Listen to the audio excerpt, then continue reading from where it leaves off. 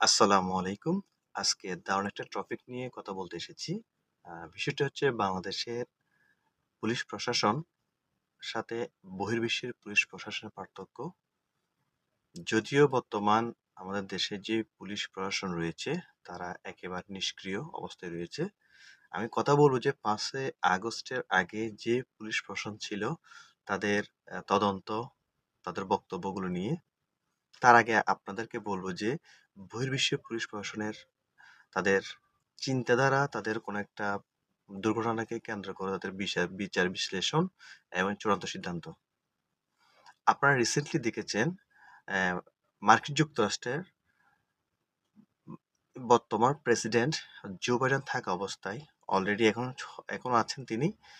তিনি থাকা অবস্থায় রিপাবলিকান দলের অ্যা প্রার্থী ডোনাল্ড ট্রাম্প